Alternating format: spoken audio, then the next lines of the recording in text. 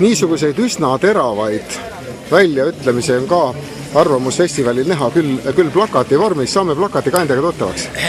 Tähendab, mina olen Osvald Sasko Tartust. Mina olen Tartu rahupõlistamisseltsi asutaja liige.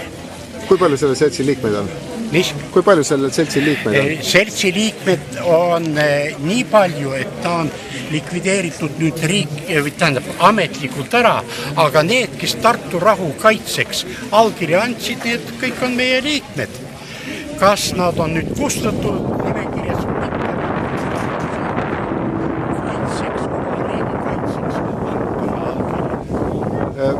miks te nende seisukohtadega, mis teil plakatil on, ei ole välja tulnud aruteludele ja kannate sellist vaikivat plakatit? Tähendab, plakat siin ütleb väga palju, et meie ei tohi poolid lubada, väike rahvus, väike riik ei tohi lubada endale vaikselt poolitada riiki ära.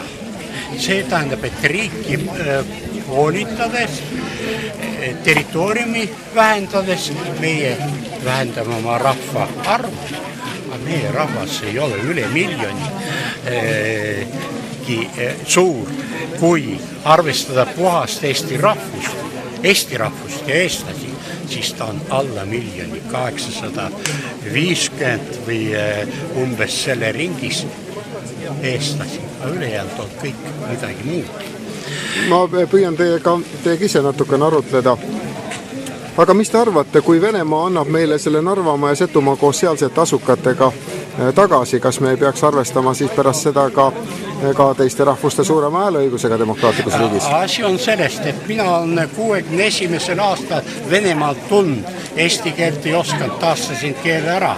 Minul oli tekitud tõkked, et mina siia ei tuleks. Suur osa eestlasi on Venemaale jäänud. Venestatud, nemad on venelased, kaasa arvatud minu onugi lapsed. Ja ülejäänud suguvõsa on sinna jäänud, aga mina tulin Eestisse ja taastasin keele ära ilma koolis käimata. Ja kui võtame niimoodi, et meie arvame Narva taga, Narvas oli enne 39. enne 40. aastat üle 80%, täpselt moment ei oska ütelda, eestlasi. Kuhu nad on jäänud? Miks praegust üle 80, peaaegu 90% on venelased?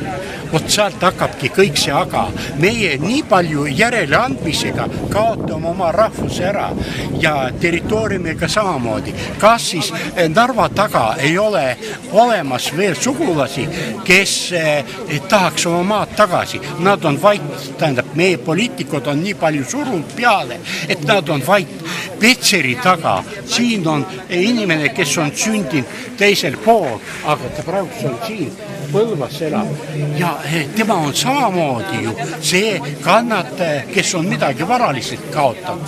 Minu taoline mees tõesti ei ole varaliselt kaotanud, sellepärast mina on sündinud väljaspool. Teie ettepanek on Narvamaa ja Setumaa Eestile tagasi ja läbi viia varade tagastamine ja maade tagastamine. Tingimata.